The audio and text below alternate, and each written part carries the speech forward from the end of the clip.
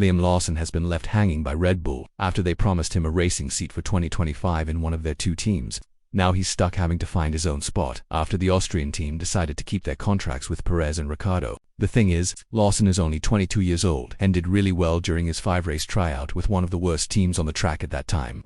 This shows he's got talent, and other racing teams are starting to notice what's going on between Lawson and Red Bull. Marco admitted that there's a special rule in Lawson's contract that could let him leave Red Bull and go drive somewhere else. Could we see him racing for a different team? And is this something Red Bull would feel sorry about later? It's pretty safe to say that Liam Lawson is probably one of the most bummed out drivers right now, even though there was lots of excitement built up around him, with important Red Bull people going public to promise him a seat starting in 2025. He's now left without one in the Austrian team's family and has to look for other options. Helmut Marko talked about what's next for the Racing Bulls before an important meeting that happened with the team bosses. It looks like things changed pretty quickly from being a team that wanted to race with young drivers, which is what the team owners reportedly wanted, to one that hasn't changed anything in how they do things, even though their results weren't nearly as good as they wanted them to be. The predictions before the season started were pretty high. Racing Bulls are now in a really dangerous spot, where they might lose a driver who could become a superstar. Lawson did extremely well when he raced against Tsunoda during that 5-race period in 2023. Picture this: you're Liam Lawson and you get called up out of nowhere to replace Ricciardo for several races. You don't even know how long it will last, and while everyone expects you to just drive and not crash the car, you manage to finish 9th place in Singapore and get the best results of any AlphaTauri driver at that time. Pretty good for someone who wants to be a full-time F1 driver, right? But apparently not if you're with Red Bull, because the things happening within the team are pretty confusing to everyone. By extending Perez's contract, the driver who only scored 28 points in the last 8 races and is now closer to Bottas in the Drivers' Championship, who only drove 1 race in Jeddah and finished 6th place, than to his teammate Verstappen. Red Bull has been getting a lot of criticism lately for their choices. According to F1 Insider, even the Verstappen family was surprised that Perez's contract got renewed, because before the meeting, they were told that Max would have a new teammate within the next 10 races of 2024, but both Horner and Marko gave clear statements that when it comes to choosing drivers, Perez and Ricciardo are Red Bull's drivers. Their goal will be to give Perez a car that he can get used to better, rather than just put a driver out there who would adapt to the car and get much better results than him. It's pretty backwards, and the person who gets hurt the most in this whole situation is definitely Lawson. But according to Marko, things will get mixed up again for 2025, which does give Lawson a little bit of hope, even though it's nothing he can count on for his career, considering which direction things have been going lately with Red Bull making public promises that they haven't kept. Nobody expected Perez to be fighting with Verstappen up front, especially when the RB20 car has started getting worse really fast. But if we look at this chart, we'd understand that almost any driver out there would do better than the Mexican driver right now.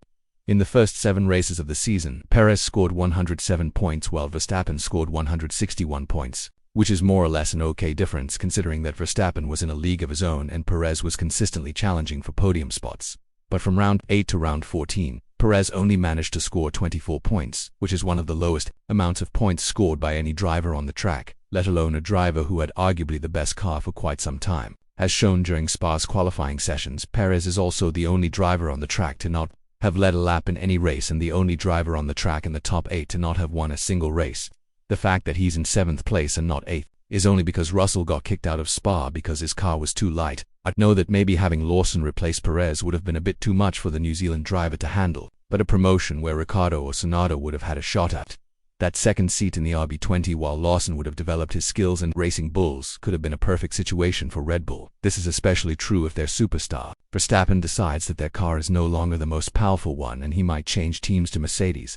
This is something that will definitely become a huge question mark in Red Bull's future, especially now that they have so much on their minds with whether or not they'll be able to fix the car and focus only on the Drivers' Championship. By continuing to work with Perez, they've basically given up 1st place and maybe even 2nd or 3rd place, because both Ferrari and Mercedes have drivers who are finishing high in points weekend after weekend. One thing doesn't look good with everything that's happening within the team, and that's the promises they've been making, but nothing has actually happened yet. For example, when Lawson had the chance to talk with some teams that were offering him seats in 2024 like Williams, Horner went public to say that there's absolutely no need for the New Zealand driver to do that because it's just for 1 year, that he'll be unemployed at Red Bull. When Horner started to cool down a little bit on all the Lawson excitement despite Ricciardo's bad results in Racing Bulls, Marko brought back the excitement by saying that Racing Bulls shareholders have said what they think.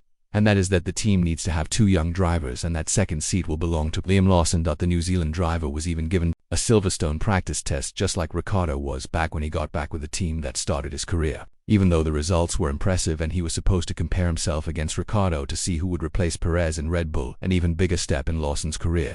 Now that situation is gone. Red Bull has chosen money and sponsorship, as well as marketing value over talent.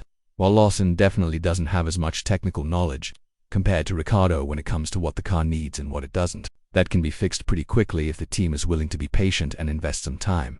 Now there's another team that could take advantage of this whole situation, and that is Audi. Obviously, the German team has signed Hülkenberg as their main experienced driver, and if they want a young force that wants to prove to the entire F1 world that he's exactly who he showed himself to be in that 5-race period in 2023, then Lawson is the right choice. Nothing motivates a driver more than wanting to prove himself with another team, and we've seen how well Gasly and Albon have performed once they were dropped from the Red Bull camp. By the way, their results were much better compared to the terrible job Perez is doing right now with the Austrian team, and he still gets to keep his seat. There have also been lots of talks from Lawson's manager that he would have gotten the Red Bull or Racing Bull's seat in 2025, but even Marco went on to deny these rumors. Now that it's confirmed that Ricciardo would stay in his seat, it would be really interesting to see how things shape up at Red Bull now that they don't have the most powerful car on the track. The RB20 is definitely not working at its best, and Verstappen finishing 5th place in 2 races in a row, despite getting a 10-place grid penalty in Spa, which he's done in 2022 and 2023 and went on to win both of those races, is a clear sign that something is wrong with the car. This has also been one of the main things to discuss at the meeting that decided Lawson's future with Red Bull's family. And it's pretty obvious that he would be looking to use that special contract rule at the first chance he gets. Right now, besides Audi, Alpine might be an interesting project for him too, even though Alpine has 2 very interesting choices in Doohan and Schumacher, especially with Doohan, since they've learned from their mistakes with Piastri, and they wouldn't want to give a finished product to another team. There's a small chance that they might show interest in Lawson. These things are done through test drives, and if Lawson manages to absolutely beat these candidates, if he's given a proper chance, then he might be hoping that he and Gasly will to be the leading forces of the revolution and rebuilding that Alpine is going through right now. With all of this in mind, do you think that Lawson has been treated unfairly by Red Bull, and more importantly, do you think that a new order will be set in 2025 where the drivers will be looked at again with possibly a much better situation coming out for the New Zealand driver? Let us know in the comments below, and once you do that, make sure to click on the video that's appearing on your screen right now.